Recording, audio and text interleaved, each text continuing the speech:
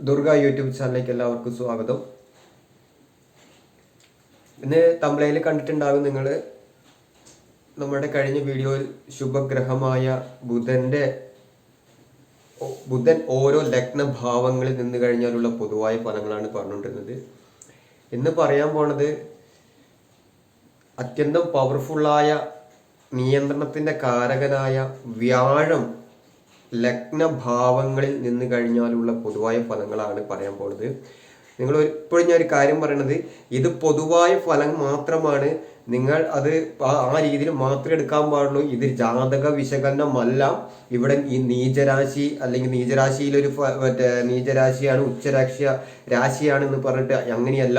ഇത് ഓരോ ഭാവങ്ങളിൽ നിൽക്കുമ്പോൾ ഒരു ഫലമുണ്ട്. ഈ ഭാവത്തിൽ നീചം എന്ന സംഗതിയില്ല, രാശിയിലാണ് നീചം. അതുകൊണ്ട് നിങ്ങൾ ഒരു കാരണവശാലും ഇത് നിങ്ങളുടെ ഗ്രഹനില എടുത്തിട്ട് വ്യാഴം അവിടെയുണ്ട് ഇവിടെയുണ്ട് എന്ന് പറഞ്ഞിട്ട് കൂട്ടിക്കുഴപ്പിക്കരുത്. ഇത് പൊതുവായ രീതിയിൽ മാത്രമേ എടുക്കാൻ പാടുള്ളൂ. കാരണം ഇത് ജാതക വിശകലനമല്ല. നിങ്ങൾക്ക് ഓരോ ഗ്രഹങ്ങൾ നിങ്ങൾക്ക് അറിയാൻ വേണ്ടിയിട്ട് ലളിതമായ രീതിയിലാണ് ഇത് അവതരിപ്പിക്കുന്നത്. അപ്പോൾ നമുക്ക് ദുർഗ യൂട്യൂബ് നമുക്ക് ഇന്നത്തെ വ്യാഴത്തിന്റെ ഓരോ ലഗ്നഭാവങ്ങളിൽ നിന്ന് കഴിഞ്ഞാലുള്ള പൊതുവായ ഫലത്തിലേക്കുള്ള കാര്യത്തിലേക്ക് കടക്കാം.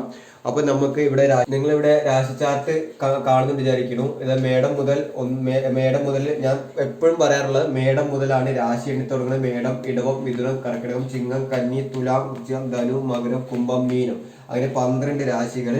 ലഗ്നം എവിടെയെങ്കിലും മേടം മുതൽ 12 രാശിയിൽ ലഗ്നം എവിടെയെങ്കിലും ഉണ്ടാവും. ഉദാഹരണം നമുക്ക് ലഗ്നം കന്നി ലഗ്നം എടുക്കാം. ഇവിടെ മുതലാണ് ഒന്നാം ഭാവം. നമ്മുടെ ജീവിത യാത്രാനുഭവങ്ങളെല്ലാം ചിന്തിക്കണത് ഈ ലഗ്നം മുതലാണ്. ലഗ്നം മുതൽ ഒന്നാം ഭാവം, രണ്ടാം ഭാവം, 3, 4, 5, 6, 7, 8, 9, 10, 11, 12 അങ്ങനെ ഒന്നാം ഭാവത്തിൽ ഗുരു നിന്ന് കഴിഞ്ഞാലുള്ള പൊതുവായ ഫലങ്ങളാണ്. ഈ ലഗ്നത്തിൽ ഗുരു നിൽക്കുമ്പോൾ നമ്മുടെ ദിഗ്ബലം ഉണ്ട് എന്ന് പറയുന്നത്. അതായത് ലഗ്നത്തിൽ വ്യാഴം നിൽക്കുമ്പോൾ നിയന്ത്രണത്തിന്റെ കാരകനാണ്, പവർഫുള്ളിന്റെ ഒരു ഗ്രഹമാണ്. ആ ലഗ്നത്തിൽ വ്യാഴം നിൽക്കുമ്പോൾ പൊതുവായ രീതിയിലൊരു കാര്യങ്ങൾ പറയാനുണ്ട്. അതായത് ശോഭയുള്ളവൻ എന്നാണ് ആചാരം പറഞ്ഞത്. ശോഭ, അതായത് തേജസ് ഉണ്ടായിരിക്കാം, അതേപോലെ തന്നെ സുകൃതിമാനുമായിരിക്കും, അതേപോലെ തന്നെ ദീർഘായുസ് ഉണ്ടായിരിക്കാം. പിന്നെ പറയുന്നു ഭയമില്ലാത്തവൻ. അതായത് ലഗ്നത്തിൽ ദിഗ്ബലത്തോടു കൂടി ലഗ്നം ഏതെങ്കിലും രാശിചക്രത്തിൽ എവിടെയെങ്കിലും ലാ എന്ന അക്ഷരം എഴുതിയിട്ട് ലാ എന്ന അക്ഷരം, അതാണ് ലഗ്നം.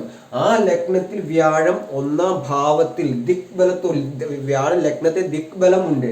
ആ ലഗ്നത്തിൽ നിൽക്കുമ്പോൾ ശോഭയുള്ളവനാണ്, തേജസ് ഉണ്ടാകുമെന്നാണ് പറഞ്ഞത്. കാരണം ഈ വ്യാഴം എന്ന് പറയുന്നതിന് ഒരു ബ്രാഹ്മണ ഗ്രഹമാണ്, ഒരു പവർഫുള്ളിൻ്റെ ആയ ഒരു ഗ്രഹമാണ്, അത്യന്തം പവർഫുള്ളായ ഗ്രഹമാണ്. അപ്പൊ ലഗ്നത്തിലൊക്കെ നിൽക്കുമ്പോൾ അവിടെ സുകൃതി, ശോഭയുള്ളവൻ, തേജസ് ഉള്ളവൻ, ദീർഘായുസ് ഉള്ളവൻ, ഭയമില്ലാത്തവൻ, പുത്രന്മാർ ഉള്ളവൻ ആയിരിക്കും എന്നാണ് ഈ ഒന്നാം ഭാവത്തിൽ. ഇപ്പൊ ഞാൻ ഉദാഹരണമാണ് ഈ കന്നി ലഗ്നം എടുത്തിരിക്കുന്നത്. നിങ്ങളുടെ ജാതകത്തിൽ എവിടെയെങ്കിലും ലഗ്നം ഉണ്ടാവും. അവിടെ ഏതെങ്കിലും രാശിയിലായാലും ലഗ്നം വ്യാഴം നിൽക്കുമ്പോൾ ഗുണമാണ്.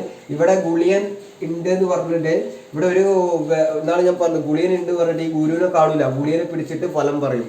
അപ്പോൾ ഇവിടെ ഗുളിയൻ ഉള്ളത് കൊണ്ട് എന്താ പറയുക, ആയുർദോഷം ഉണ്ടെന്ന് പറഞ്ഞ് ജനങ്ങളെ പേടിപ്പിക്കാൻ സാധ്യതയുണ്ട്. ഒരു കാരണവശാലും ലഗ്നത്തിൽ വ്യാഴമൊക്കെ നിൽക്കുമ്പോൾ, ഏത് ഗ്രഹം നിൽക്കുമ്പോൾ ഗുളിയനോ രാഹുലോ കേതുവോ നിങ്ങൾ പരിഗണിക്കേ വേണ്ട, അവരെ മാറ്റി വെക്കുക. നിങ്ങൾ ഇപ്പോഴും നിങ്ങൾ ഓരോ കമന്റ് ഇടുമ്പോഴും, ഞാൻ കമന്റ് ഇപ്പം ഇവിടെ സെപ്പറേറ്റ് പറയാത്തത് വെച്ച് കഴിഞ്ഞാൽ, നിങ്ങൾ ഓരോ കമന്റ് ഇടുമ്പോഴും നിങ്ങൾ ഒന്ന് ശ്രദ്ധിക്കുക. രാഹു, കേതുക്കൾ എന്ന് പറഞ്ഞ ഗ്രഹം, രാഹു അവിടെ നിന്നോട്ടെ, നിങ്ങൾ ഗ്രഹങ്ങളെ കയറി പിടിക്കൂ. രാഹു, കേതു, ഗുളിയൻ എന്ന് പറയുന്നത് ഗ്രഹങ്ങളല്ല. നമുക്ക് സൂര്യചന്ദ്രന്മാരടക്കം, അതായത് സൂര്യൻ, രവി, ചന്ദ്രൻ, കുജൻ, ബുധൻ, വ്യാഴം, ശനി, ഈ 7 ഗ്രഹങ്ങൾ മാത്രം മതി നമുക്ക്. വേറെ രാഹു, കേതുക്കൾ പ്രശ്നത്തിൽ മാത്രമേ ഉള്ളൂ എന്നുള്ളതും കൂടിയാണ്. അപ്പോൾ ലഗ്നത്തിൽ വ്യാഴം നിന്ന് കഴിഞ്ഞാൽ പറഞ്ഞു. അടുത്തത് രണ്ടാം ഭാവത്തിൽ ഞാൻ നിങ്ങൾക്ക് മനസ്സിലാവാൻ വേണ്ടിയിട്ടാണ് 1, 2, 3 എന്ന് മാർക്ക് ഇട്ടിരിക്കുന്നത്. അപ്പോൾ അതും കൂടി മനസ്സിലാക്കുക. അതേപോലെ തന്നെ രണ്ടാം ഭാവത്തിൽ വ്യാഴം നിൽക്കുമ്പോൾ എന്താ പറയണത്, ഈ രണ്ടാം ഭാവം കൊണ്ടാണ് വിദ്യ, വാക്ക്, കുടുംബമൊക്കെ ചിന്തിക്കുന്നത്. രണ്ട് കൊണ്ടാണ് വിദ്യ. അവിടെ രണ്ടാം ഭാവം ചിന്തിക്കുമ്പോൾ രണ്ടാം ഭാവാധിപനെ നോക്കണം. ഇവിടെ ഈ ലഗ്നത്തിന് രണ്ടാം ഭാവാധിപനെ നോക്കണം. അതിന്റെ കാരകൻ ബുധൻ, വിദ്യ കാരകൻ ബുധനുണ്ട്. അതേപോലെ തന്നെ വ്യാഴം 2 നിൽക്കുമ്പോൾ അത് പവർഫുള്ളായ വിദ്യാകാരകൻ ബുധനാണ്. ആ ഒരു ഗ്രഹം ഏതേത് രാശിയിൽ നിൽക്കുന്നതാണ്. ഒട്ടനവധി കാര്യങ്ങൾ നോക്കിയിട്ടാണ് ഒരു ഗ്രഹനില വിശകലനം ചെയ്യുന്നത്.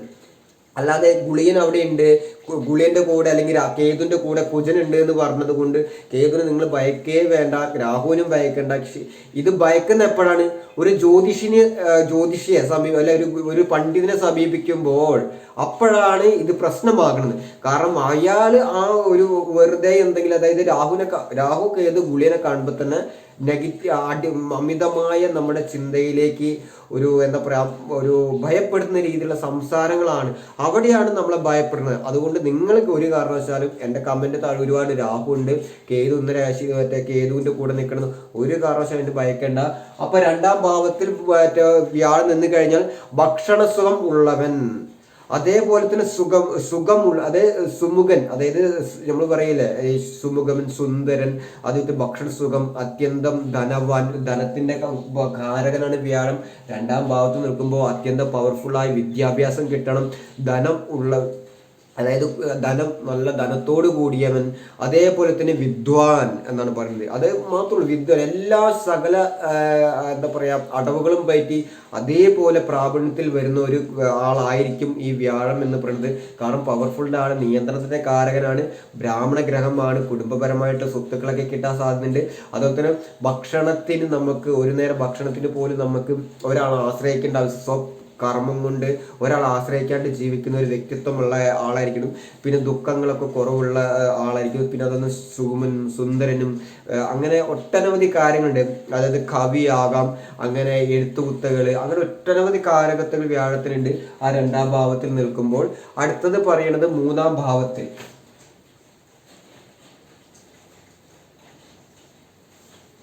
മൂന്നാം ഭാവത്തിൽ ഞാൻ നമ്പർ ഇട്ടിട്ട് നിങ്ങൾക്ക് മനസ്സിലാവാൻ വേണ്ടിയിട്ടാണ്.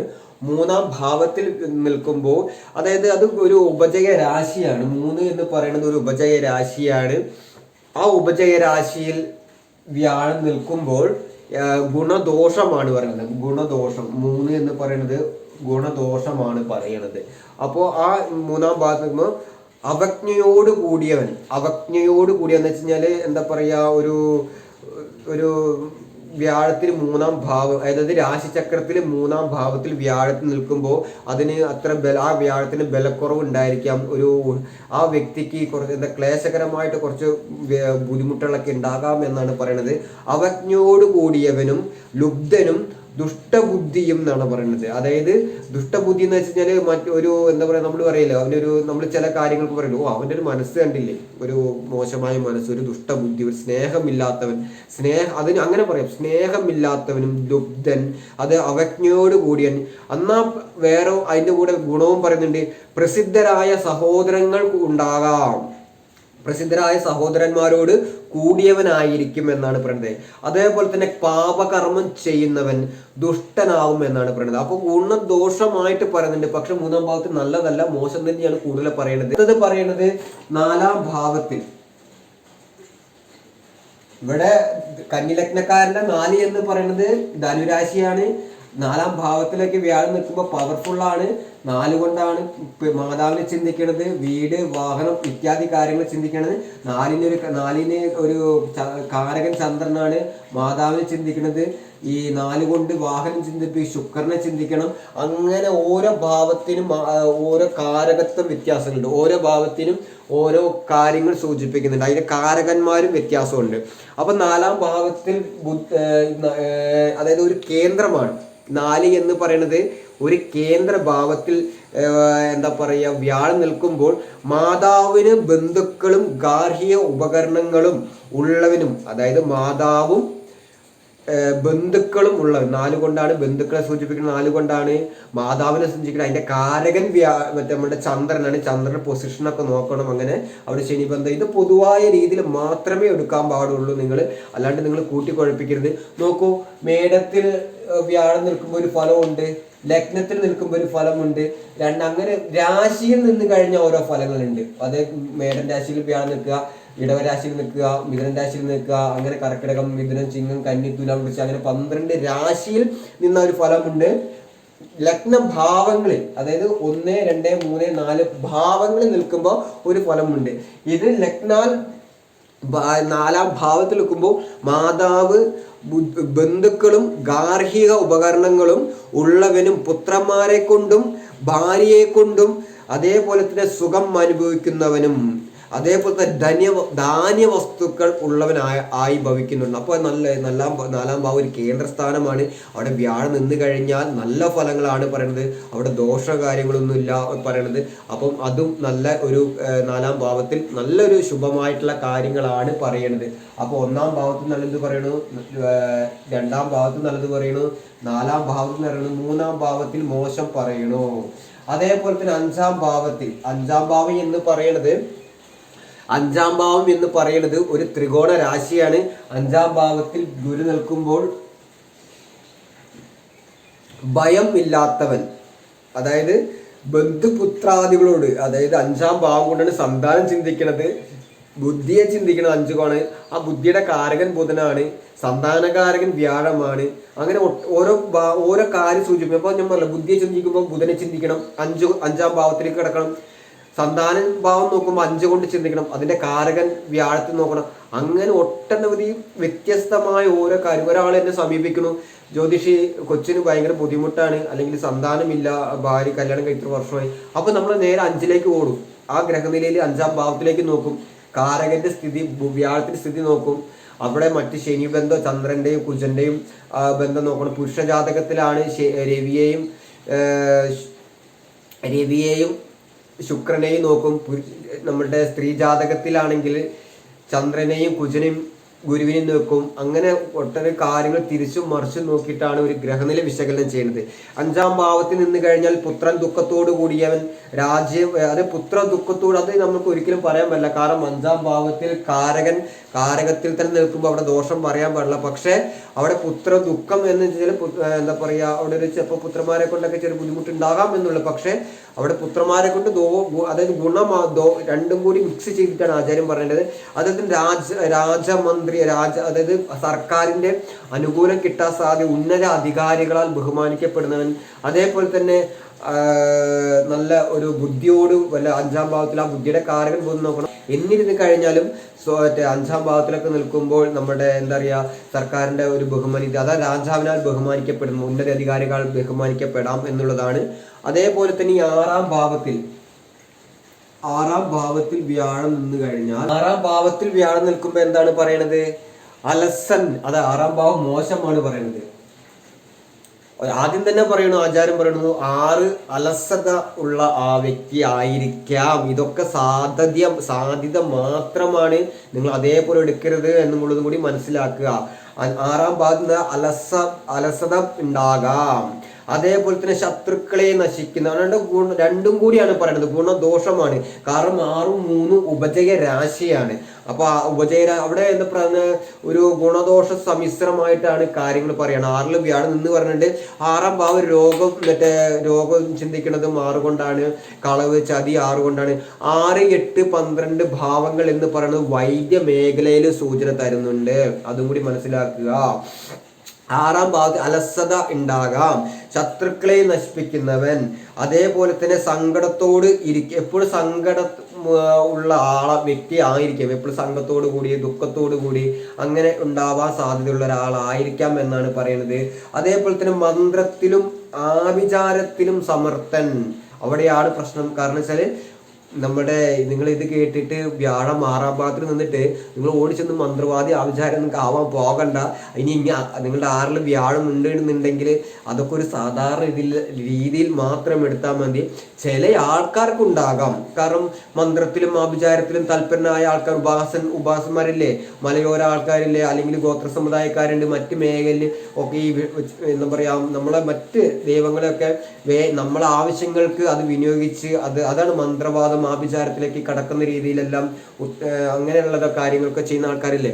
അതുകൊണ്ട് ഇനി അടുത്തത് പറയുന്നത് നമ്മുടെ മതഭാവം, ഏഴാം ഭാവം.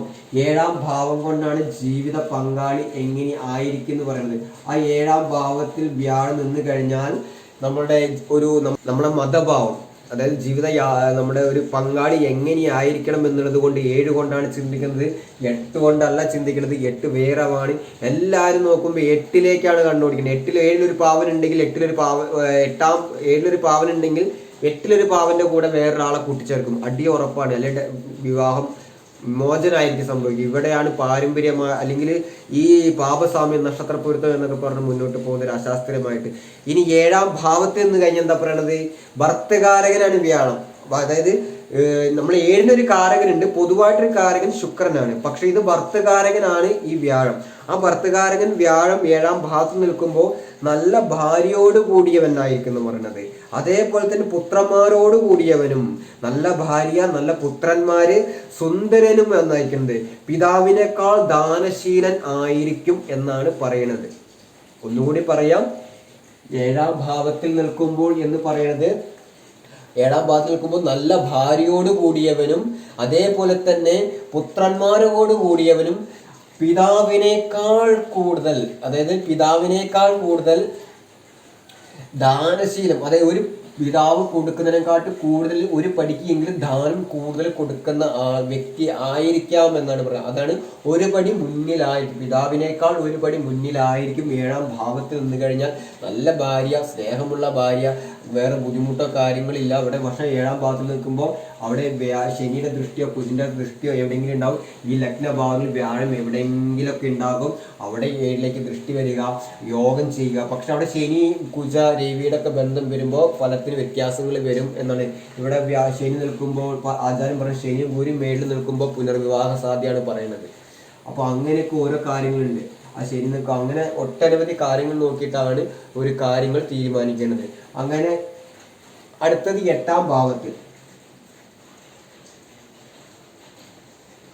8ാം ഭാവത്തിൽ വ്യാഴം നിൽക്കുമ്പോൾ, 8 എന്ന് പറയുന്നത് മരണം, ദുഃഖം, വേർപാട്, 8 കൊണ്ടാണ് ചിന്തിക്കുന്നത്. 8ാം ഭാവത്തിലേക്ക് ആ 8 കൊണ്ട് വ്യാഴം നിൽക്കുമ്പോൾ നമുക്ക് അതിന് സംബന്ധിച്ച്, അതായത് മരണം, ദുഃഖം, വേർപാട്, ഓപ്പറേഷൻ, അങ്ങനെ അങ്ങനെയൊക്കെ ചിന്തിക്കുന്നത് 8 കൊണ്ടാണ്. ആ മേഖലയിൽ ജോലിക്ക് സാധ്യത, അങ്ങനെയും പറയാം. ആ ജോലി മേഖല സാധ്യത പറയുമ്പോൾ വൈദ്യ മേഖലയിലേക്ക് സാധ്യത കൂടുതൽ ഉണ്ട് എന്നുള്ളതും കൂടിയാണ് 8ാം ഭാവത്തിൽ. എല്ലാ ഗ്രഹങ്ങൾക്ക് 8 മോശമാണെങ്കിലും ആ മേഖലയിലൊക്കെ നമുക്ക് ജോലി കിട്ടാൻ സാധ്യതയുണ്ട് എന്നാണ് പറയുന്നത്. അതാ പറഞ്ഞത് 8ാം ഭാവത്തിൽ നിന്ന് കഴിഞ്ഞാൽ വേറൊന്ന് പറയുന്നുണ്ട്. 8 വരുന്നത് രവിക്ക് ഗുരുനി ദുസ്ഥാനമാണ്. 8 എന്ന് പറയുന്നത് ദരിദ്രൻ എന്നാണ് പറയുന്നത്. ദരിദ്രനും സേവാപ്രവൃത്തി കൊണ്ടും അതേപോലെ തന്നെ സേവാപ്രവൃത്തി കൊണ്ട് ജീവിക്കുന്നവനും പാവം ചെയ്യുന്നവനായിട്ടും അതേ അവിടെ ഒരു വേറെ എല്ലാം മോശം പറഞ്ഞിട്ടും അവിടെ ഒരു ശരിയും ഗുണവും, അതായത് 8 കൊണ്ട് മോശവും പറയുന്നുണ്ട്, എന്നാൽ 8 കൊണ്ട് ദീർഘായുസും പറയുന്നുണ്ട്. ശുഭഗ്രഹമാണ് വ്യാഴം, നിയന്ത്രണത്തിന്റെ കാരകനാണ്. അപ്പോൾ അവിടെ 8 എന്ന് പറയുമ്പോൾ കുറച്ച് മറ്റേ ചെറിയ ചെറിയ പ്രശ്നങ്ങൾ, വ്യാഴത്തിന്റെ കാരകത്വങ്ങൾക്ക് ഒരുപാട് വിലക്കുറവുണ്ട്. അതുകൊണ്ടാണ് ദരിദ്രനും അതേപോലെ തന്നെ സേവാപ്രവൃത്തി കൊണ്ടും ജീവിക്കുന്നവനും പാവകർമ്മം ചെയ്യുന്നവനും ദീർഘായുസുള്ളവനും സകലർക്കും ഇഷ്ടനുമായി മാറും. കേട്ടോ, ഗുണദോഷമാണ്. സകലർക്കും എല്ലാവർക്കും ഇഷ്ടനുമായി മാറും. അത് പിന്നെ പറയാനുള്ളത്, നമ്മുടെ ഈ 8ാം ഭാവത്തിൽ 8, 6, 8, 12 ബന്ധമൊക്കെ വരുമ്പോൾ ഒരു വൈദ്യ മേഖല സൂചന വരും. അപ്പോൾ ഗുണദോഷമായിരിക്കും, അലസത ഉണ്ടാവാം നമുക്ക്. അതേപോലെ തന്നെ എല്ലാ പ്രവൃത്തികളോടും, അതായത് എന്ത് ചെയ്യുമ്പോഴും വൈകുന്നേരം വരെ വെള്ളം കോരിയിട്ട് വൈകുന്നേരം വരെ വെള്ളം ആ കലം ഉടയ്ക്കുന്ന സ്വഭാവം, അതായത് പെട്ടെന്ന് തീരുമാനങ്ങൾ മാറ്റുന്ന സ്വഭാവം, അലസത സ്വഭാവം, അത് പിന്നീട്ട് എന്ത് കാര്യം ചെയ്യുമ്പോൾ പിന്നത്തേക്ക് മാറ്റി വെക്കുന്ന ഒരു സ്വഭാവം ആയിരിക്കാം എന്നാണ് പറയുന്നത്. അടുത്തത് 9ാം ഭാവത്തിൽ നിൽക്കുമ്പോൾ 9, ഈ 7ഉം ഞാൻ പറഞ്ഞ പോലെ 4ഉം 7ഉം ഒരു കേന്ദ്ര സ്ഥാനമാണ്. നമ്മുടെ 5ഉം 9ഉം, 5ാം ഭാവം നമ്മുടെ 9ാം ഭാവം ഉപജയ രാശിയാണ്. ഇവിടെ വ്യാഴം നിൽക്കുമ്പോൾ, 9ാം വ്യാഴം നിൽക്കുമ്പോൾ നല്ല ഫലങ്ങളാണ് ആചാര്യൻ പറഞ്ഞിരിക്കുന്നത്. എന്താണ് പറയണത്? കീർത്തിമാൻ, അതായത് സർക്കാരിൻ്റെ ഒരു നമ്മൾ പറയല്ലേ, നമ്മൾ മന്ത്രി രാജാവൊക്കെ പണ്ടായിരുന്നു. ഇപ്പോൾ 9 നിന്ന് കഴിഞ്ഞാൽ എന്ന് പറയുന്നത് ഭാഗ്യം, ദയ, പുണ്യം, പിതാവിന് ചിന്തിക്കുന്ന 9 കൊണ്ടാണ്. അവിടെയൊക്കെ വ്യാഴമൊക്കെ നിൽക്കുമ്പോൾ ഉപജയ രാശിയാണ്. കീർത്തിമാൻ, മന്ത്രിയും ധനവും പുത്രന്മാരുള്ളവനും ധർമ്മകാര്യങ്ങളിൽ തൽപരൻ. അപ്പോൾ നല്ല ഈ 9ാം ഭാവത്തിലൊക്കെ വ്യാഴം നിൽക്കുമ്പോൾ നല്ല ഫലങ്ങളാണ്. പവർഫുള്ളിൻ്റെ ആളാണ്. ഒരു ഉപജയ രാശിയാണ്, ഒരു ത്രികോണ രാശിയാണ്. ഉപജയരാശി, ത്രികോണ രാശി. അപ്പോൾ അവിടേക്ക് വ്യാഴം നിൽക്കുമ്പോൾ കീർത്തി, മന്ത്രി, ധനം, പുത്രന്മാർ, ധർമ്മകാര്യങ്ങൾ തൽപരൻ, അതേപോലെ തന്നെ പിതാവിനോട് സ്നേഹമുള്ളവൻ, അങ്ങനെ ഒട്ടനവധി നല്ല നല്ല കാര്യങ്ങൾ പറയുന്നുണ്ട്. ഞാൻ ചെറിയ വിവരണമാണ് മാറിയുന്നത്, കാരണം വീഡിയോ ലെങ്ത് കൂടാണ്ടിരിക്കാൻ വേണ്ടിയിട്ടാണ് ഇങ്ങനെ പെട്ടെന്ന് പറഞ്ഞു പോണത്. അതേപോലെ തന്നെ 10ാം ഭാവത്തിൽ ഗുരു നിന്ന് കഴിഞ്ഞാൽ ഇത് കർമ്മഭാവമാണ്. നമ്മുടെ ജീവിത യാത്രാനുഭവത്തിൽ നമ്മുടെ കരിയറൊക്കെ അടിത്തറയിട്ട് ഉറപ്പിക്കുന്നത് നമ്മുടെ 10ാം ഭാവം, 2ാം ഭാവം ഒക്കെയാണ്. 2 വിദ്യ, വാക്ക്, ധനം, 10 കർമ്മ. ഈ 2 ഭാവത്തിൽ 10ഉം 2ഉം അസാധ്യ ഒരു ബന്ധം ഉണ്ടാകും ആ 2 രാശിക്കും. നമ്മുടെ ജീവിതം ഈ 2 കൊണ്ടാണ് ധനം, വിദ്യ, വാക്ക്. ഈ ധനം കിട്ടി, ഈ പഠിച്ച ജോലിയൊക്കെ കിട്ടണ്ടേ? ഈ 2ാം ഭാവം കൊണ്ട് പഠിച്ച ജോലി നമുക്ക് 2ാം ഭാവത്തിൽ നമ്മളെ ഈ 10 കൊണ്ട് കർമ്മത്തിലേക്ക് വരണ്ടേ? അപ്പോൾ 2ഉം 10ഉം അസാധ്യ ബന്ധമാണ്. 2ാം ഭാവത്തിലേക്ക് വ്യാഴം നിൽക്കുമ്പോൾ തൊണ്ടയുടെ ശബ്ദത്തിൻ്റെ കാരകത്വം നമ്മുടെ ഈ വ്യാഴത്തിനുണ്ട്. നല്ല മറ്റുള്ളവർക്ക് ഒരു ടീച്ചിങ് മേഖലയിലൊക്കെ മറ്റുള്ളവർക്ക് അറിവ് പകർന്നു കൊടുക്കുക, കമ്മ്യൂണിക്കേഷൻ, അതൊക്കെ ഈ നമ്മുടെ 3 കൊണ്ട് ചിന്തിക്കുന്നതാണ്. 3 കൊണ്ട്